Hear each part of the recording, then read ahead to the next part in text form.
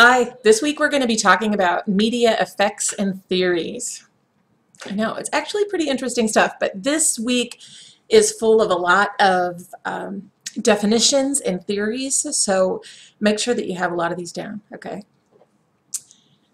The really hard part about measuring the effects of media is that you have to determine what effects you're measuring, right? And how do you measure them? For example, say you want to do some sort of study to determine whether playing violent video games makes a kid violent. Well, how are you going to define that violence, right? And how do you measure that? And are there variables in the kid's life that might also lead to violent behavior besides the video games? Do you see how messy this can get? Yeah, it's messy. It's messy. All right. So the beginning of media research actually led to the very first movie ratings. It was done, it was called the pain study, and what they did was wire kids with electrodes in a movie theater and then show them like disturbing images. And then for some reason they were all surprised when the kids' breathing and pulse rates went up when they saw disturbing images. So the way that I remember this one is to say that the pain study caused kids pain. It did lead to the movie ratings. There weren't any movie ratings before then, but it's one of those things that just makes me kind of skeptical. The age-old question, is there a link between violent media consumption and actually being violent? And we'll talk about this in class. I tend to kind of take the middle road here and say, you know what, if violent media made us violent, if there was a direct cause and effect, we would have all shot up our schools by now. And we haven't. My kids do play some violent video games, and they're pretty laid-back kids. I think that it all depends on the individual and all the other variables involved. But to blame the media for society's problems, if you do that around me, you're going to end up with a good debate on your hands, because there's so many other variables in the world besides media consumption that I don't think it's fair to blame everything on the media. There, I said it. Okay, so here are a couple terms and theories that I want you to be really familiar with, okay? If you are an economics major, you're familiar with macro and microeconomics. Transmission and ritual perspective is kind of the media theory's version of that, okay? The idea behind the transmission perspective of a message is that you are the receiver of a message from the media, and that their purpose is to control you and make you do something. Okay, but the ritual perspective of the mass media is more macro and focuses more on the cultural beliefs that are perpetuated by media productions. Let me show you an example. The transmission message here, okay, is that there's been a school shooting. Suspect is in police custody. Okay. What's the ritual perspective here? What's the big picture macro message from this news break? That the world is violent, that schools are dangerous. Do you see how that works? Micro, macro. We'll keep going. All right, one early theory that was actually very popular when media effects theory was in its early stages is called the hypodermic needle model, or the magic bullet. What it basically says is that the media shoot their influence into unsuspecting victims all the same way. And we know that that's not true because we all react to media in a different way, right? What actually proved this incorrect to theorists was the War of the Worlds radio broadcast that we talked about a few weeks ago in 1938. Not everybody was fooled. Not everybody walked around with wet towels on their head. Not everybody thought it was real.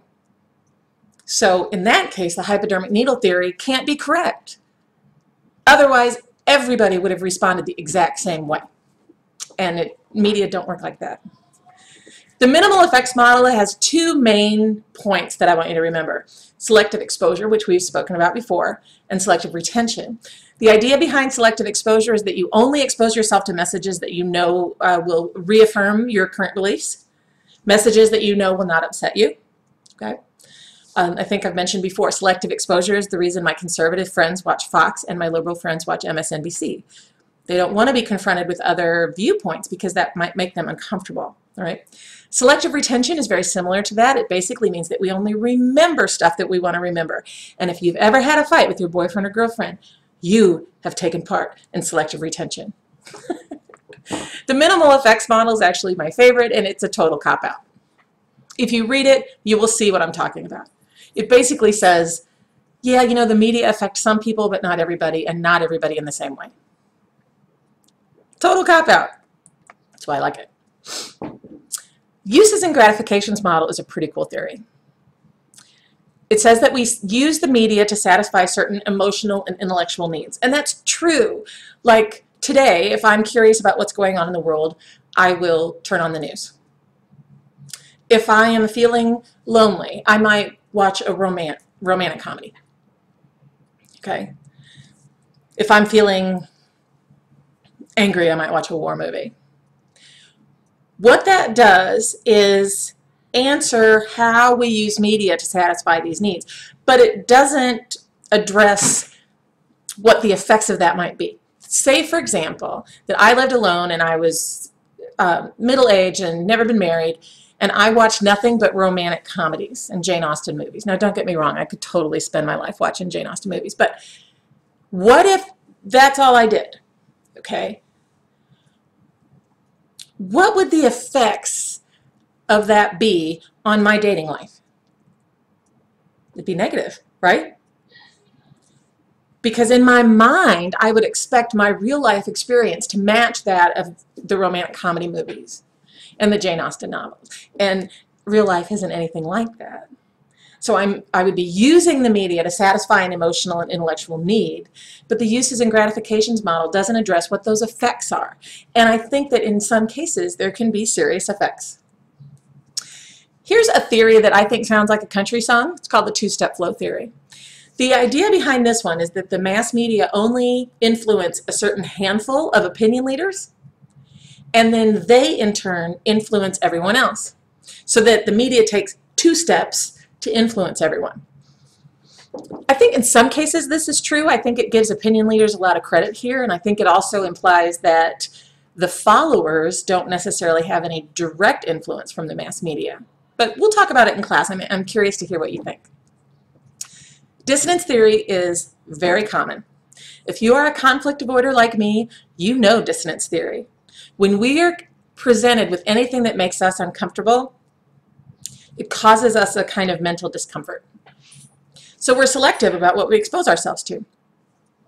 Dissonance theory is kind of related to selective exposure. But let me put it another way. I sent out a tweet last night that got some hostile responses. Since I am a conflict avoider, what did I do? I deleted the tweet. Okay. Some people might have gone right into debating all the people that responded. Not me. Cognitive dissonance, it was making me uncomfortable. Delete it. Right? I think that's pretty normal. If you've ever had friends get into a debate on your Facebook wall, maybe some of you get popcorn and sit back and enjoy the show. I delete things. It makes me uncomfortable. Okay, symbolic interaction is mentioned in your books. And it's really clever. We give things meaning as a culture. Simple things we give meaning to as a culture. And sometimes that meaning can control our behavior. For example, this is simply white fabric, blue fabric, and red fabric sewn together. Right? That's the transmission viewpoint of this piece of fabric. The ritual viewpoint, which demonstrates this, the symbolic interaction, is that this is the American flag, and it does control our behavior. How does it control our behavior? When it comes into the room or the ball stadium, we stand up, we take our hats off, we put our hands over our hearts. If you fly it at night, it needs to have a light on it. It shouldn't be in the rain. It should never touch the ground. And if you're really special, it gets placed on your casket after you pass away. Okay, it controls our behavior. Really, all it is fabric, but symbolic interaction has made us assign meaning to something that's very simple. And in class, we're going to talk about other examples of symbolic interaction, very simple things that control our behavior. Now, if you can figure out a way to use symbolic interaction with a product and advertising and branding, you're a genius. We talked about it with the advertising week, how Tommy Hilfiger used the American flag, Reagan used the American flag, Campbell Soup uses the American flag. Anytime you use something that already has some sort of meaning, it's like cheap advertising. Corvette, for example. Corvette is not simply something to get you from point A to point B. It has a deeper connotative meaning in our culture, right? Same with Bud Light. It has a deeper connotation meaning than just being a beer. We associate it with the Super Bowl, we associate it with humor, we associate it with having fun. So it has positioned itself as a product that is necessary for having fun. And look at the colors, red, white, and blue. Clever, huh? Okay, I think the most valid and objective way to study mass media is through content analysis. What that means is that you're actually counting and measuring the content of the program, like measuring the sex or measuring the violent acts. Now, here's where it gets tricky.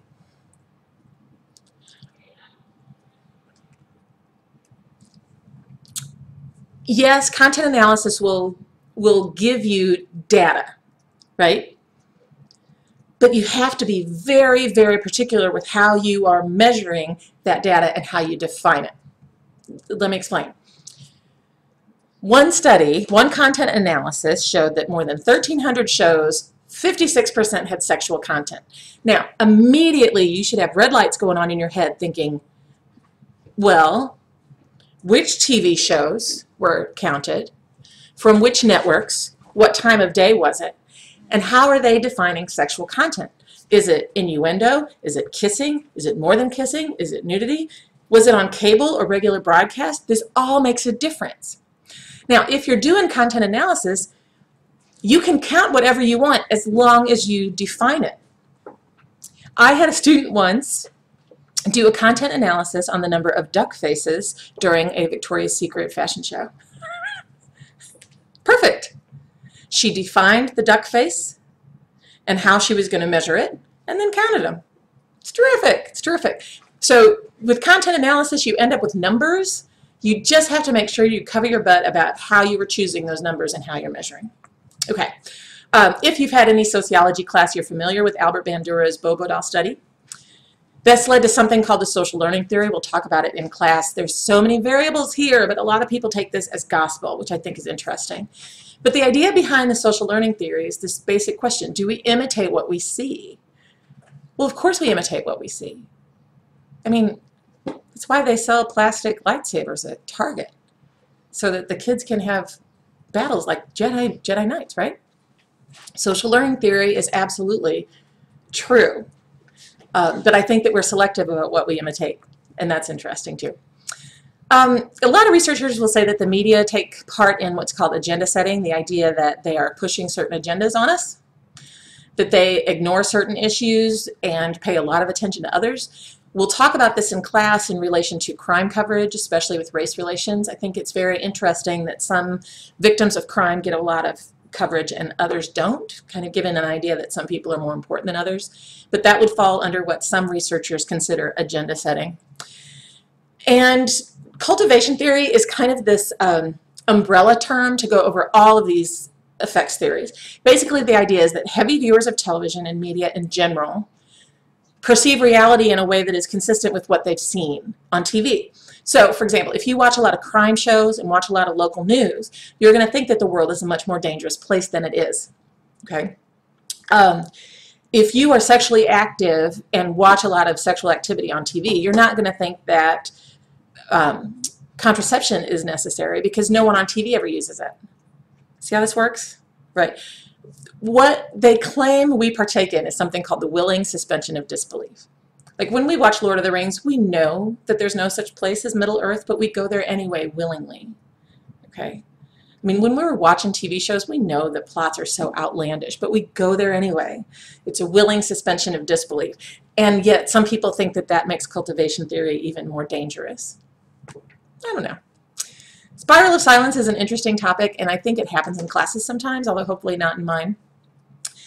The idea behind the spiral of silence is that if you are in a room and you think that everyone in the room disagrees with you on a certain issue, you aren't going to say anything, especially if you're a conflict avoider like me or kind of shy. Well, I'm not shy, but you know what I mean. Okay. I've had students say that the spiral of silence exists in classrooms, that they are nervous to speak up, especially if they're freshmen in their first semester, if they feel like everybody in the room has the opposite opinion. They don't want to be a target, so they say nothing. Now, the effect of that is, by not saying anything, other people in the room might actually have your same opinion, and they're in the same spiral of silence, and so therefore no one actually finds out what people think about an issue. And I've seen that happen. I've had students say that that happens a lot. Like after class, they'll be talking in the hallway saying, well, I wish you would have said something. Well, I wish you would have said something. The spiral of silence, I think, is really real. But what's interesting is that your books claim that the media creates this spiral of silence. The media creates this idea that everyone disagrees with you, when in reality, they don't. So we'll practice that in class and see how that turns out.